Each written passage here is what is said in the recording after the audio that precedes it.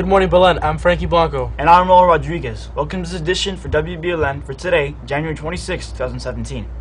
Yesterday, students from Mr. Jordan's 8th grade civics class visited the Federal Appellate Court to see government in action. They learned about laws and the law interpreting process.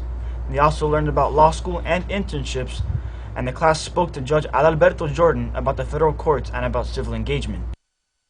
Afterwards, we went and saw 3 different cases be appealed in front of the panel of judges, and they learned and then spoke with Judge Jordan about how the federal court system works and what they can do to be a part of civic engagement. We went to the appellate courts and saw all the judges and saw them do all their responsibilities and saw them try all the civil cases and how they judged them, and we saw all the clerkships, and we went inside the offices. And then we saw all the buildings surrounding it, like the federal prison and the federal court. The AP Environmental Science class also left Belen to visit the Everglades. The class learned about the soil, plants, and indigenous animals of Florida.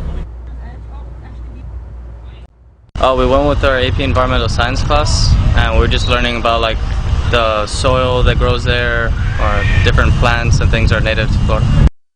It was really fun. We saw a lot of alligators and birds and a lot of indigenous animals to Florida. Yesterday, 18 students and faculty left to Washington, D.C. to participate in the March for Life, which will take place tomorrow.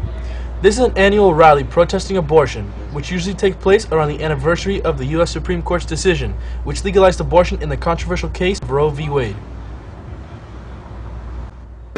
We're seeing new faces here in the March for Life, new schools, and we're trying to get our message across to administration in the White House and get our message across in general. In national news, President Trump appears to be keeping his promise to hit the ground running once in the White House. He's embarked on another busy day that is again focused on one of his biggest campaign promises, bringing jobs back to the United States. For President Trump, this is what? America first. Looks like Trump meeting with the heads of the big 3 automakers, Ford, General Motors, and Fiat Chrysler. Manufacturing back to the United States. Highlighting incentives that would get automakers to build in the U.S.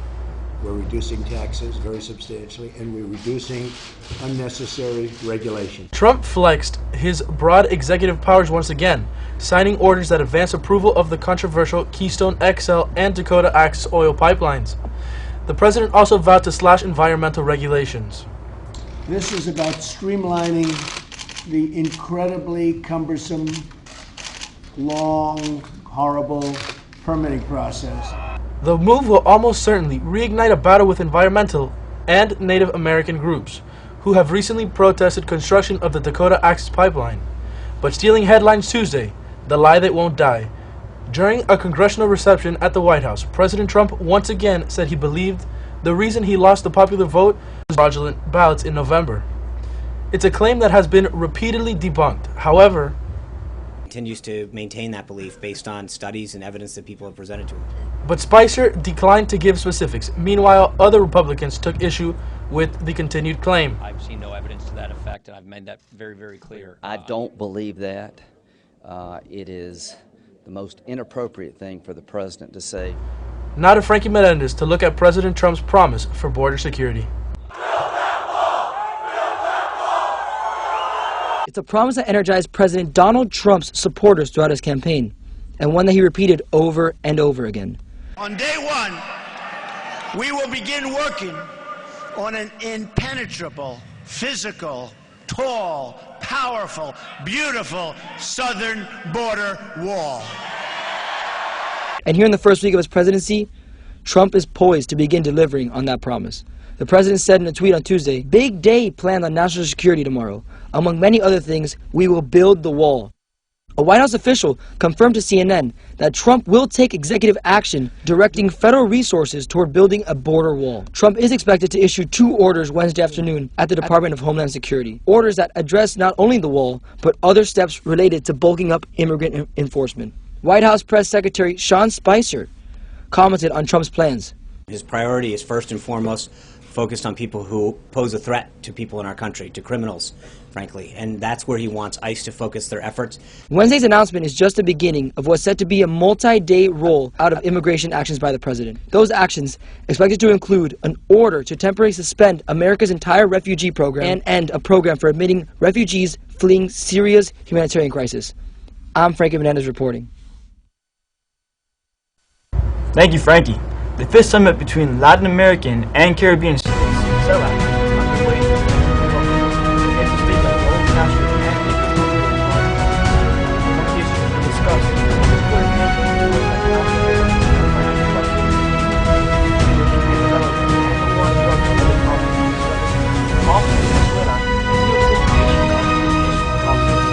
The government is calling it the Card of the Nation, saying it will allow the government to attend to the people's urgent needs, as well as communicate with them directly.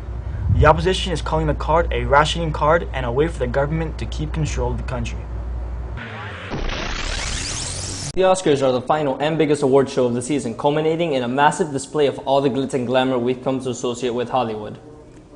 After cleaning up at the Golden Globes in January with 7 awards, La La Land is in the lead with 14 nominations, tying the previous record set by All About Eve in 1950 and Titanic in 1997. Meanwhile, Arrival and Moonlight earned 8 nominations each, followed by Manchester by the Sea, Lion, and Hacksaw Ridge, each earning 6 nominations. A sequel to the 2015 blockbuster Star Wars The Force Awakens, The Last Jedi continues the Skywalker saga. That film, spoiler alert, ended with a cliffhanger, literally. Rey standing on a cliff of a remote island offering a long-hidden Luke Skywalker his old lightsaber. Director Rian Johnson has said that Episode 8 will pick up immediately where The Force Awakens has left off.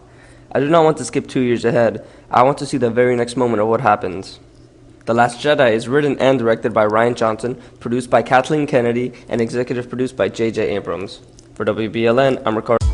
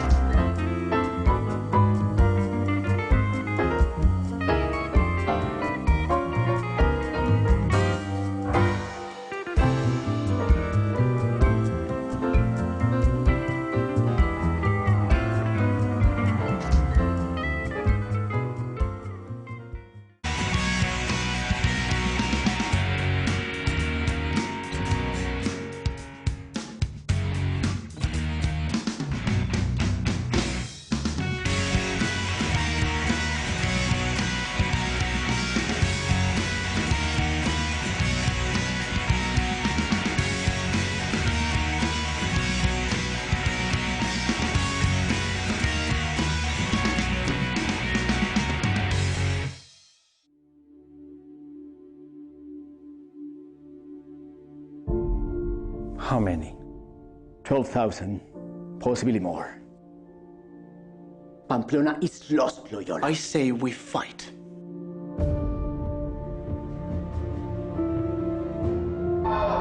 He wants to become a pilgrim. He wants to go to Jerusalem and beg his way there like the holy pilgrims of old. But he's a Loyola. What will people say? If you could hear the voice of God, would you want to keep it secret? You know what this council is capable of. Do you really want to die? I have faced death before. It does not scare me.